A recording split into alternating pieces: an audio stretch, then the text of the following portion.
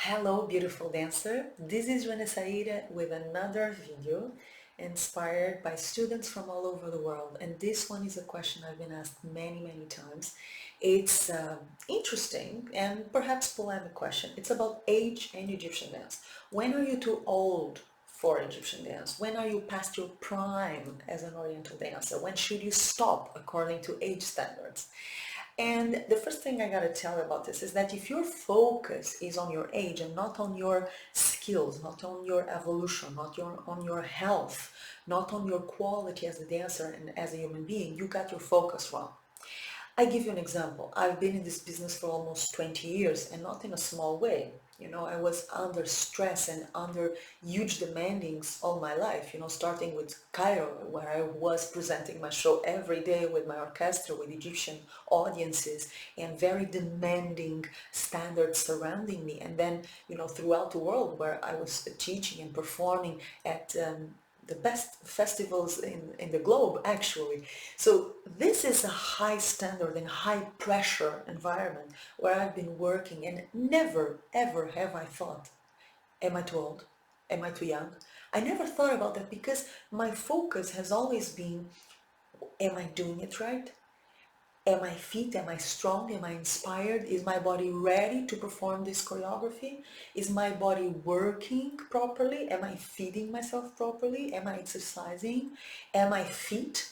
Physically, mentally, emotionally, spiritually? Am I delivering my best work? Am I evolving as a dancer and as a human being? These are my questions. They have always been. So I never thought I'm too young or too old to dance. I never thought about that because that should not be your focus. There are people in their 60s and their 70s dancing better than people in their 20s, so it's very relative. Also, you got to consider that the best dancers and the best teachers in the Egyptian dance world are actually older dancers and teachers. If you do a little research, you will find this immediately. Youth is not directly connected with quality. Youth is not directly connected with being a better dancer. Quite the opposite. I must tell you that when I watch my videos of my first performances, I really want to die.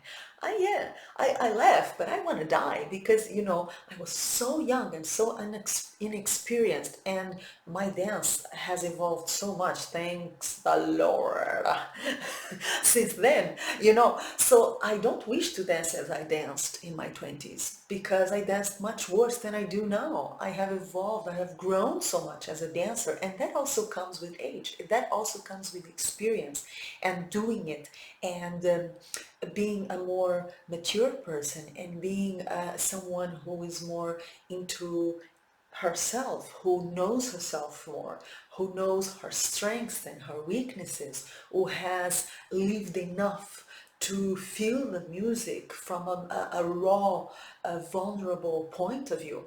So there is this myth between youth and quality of dance that in terms of Egyptian dance does not match. It really doesn't. Again, do a little research and you will find that the best teachers and the best dancers in the world right now, they are in their 50s, 60s, 70s, and even more. I give you the example of Mahmoud Reda, which is, as many of you know, one of my best friends and the teacher who taught me everything I know about Egyptian folklore. He worked side by side with me in Cairo until he was 84, 83, 84 years old.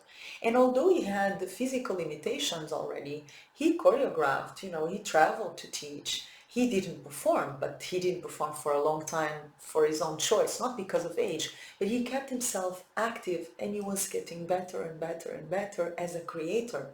So the relationship between age and creativity, age and talent, age and performance is highly relative, and it depends on how much you take care of yourself, how much mobility you have, how much skills have you kept strengthening. I will tell you another story. I was once judging in an international competition, and the best dancer there was a lady in her 50s, 60s. And it was obvious that she was the best. I mean, by all means, her presentation, her dance, everything. And to my surprise, I was the only one in the judgment panel giving her the highest punctuation. All the other judges gave her very low punctuation, and when I asked why, they told me because she's old, she's not gonna make a career out of this anymore. The other ones, they are young.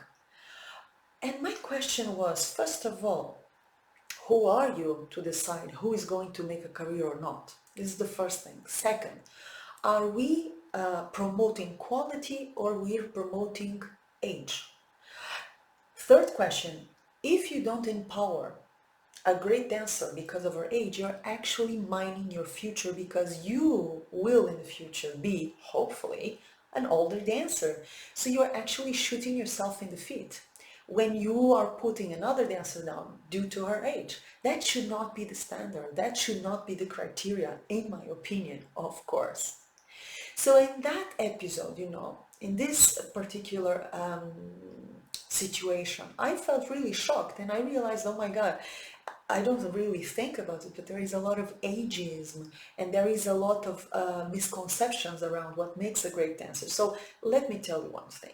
What makes a great dancer is not, how soft her skin is, or if she's fatter or skinnier. What makes a great dancer is a set of skills and talents and presence that have nothing to do with age. Then again, the best dancers I've ever seen were in their 50s, 60s, and beyond. They were not before that age. It doesn't mean you cannot be a great dancer before that, but it means you should not judge dance and your ability to dance by your age. Okay? Having clarified that, if you have asked yourself, am I too old to dance? Again, you should replace that question by, am I able to dance? Am I offering something of value to my audience? Am I skilled? Does my dance deserve to be shown? Do I have something precious to share with my audience? Am I working on myself? Am I strong? Do my muscles perform the movements efficiently? Am I flexible? Do I have the stamina, the cardiovascular ability to go through an whole show without dying, Do I have the skills and the set of qualities that make a great dancer? And if the answer is yes, hell, forget about age. This is not the question.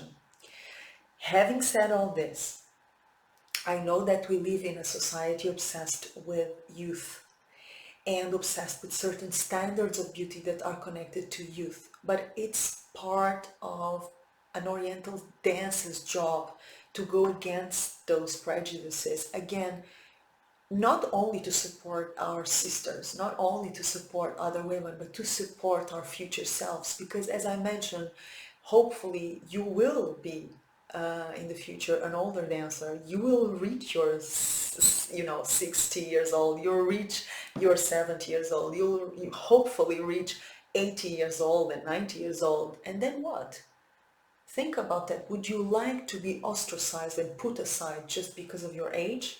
Even if you are a better dancer than what you are in your 20s or your 30s. Consider that. Don't think small, think big. Think in time, and think for yourself and think for others, because we're all connected. If you condemn a dancer due to her age today, you will be condemned tomorrow. This is karma, baby. Karma is a bitch, and it's there. Yeah? So be careful about that. Invest in yourself, invest in your dance, invest in your health, invest in delivering the best possible work, especially if you are a professional, of course. And let age aside, because this is really not the standard that will evaluate your ability to deliver greatness in your dance or in your life. I hope this video inspired you and clarified something in you. Share it, subscribe to my channel, and join Joana Saahirah's World Newsletter. You will find how to join in the description box below this video. You will start receiving my news, my gifts, my inspirations, and stuff that I only share with my community, my insider community. Until then, receive my love and a kiss. Mwah.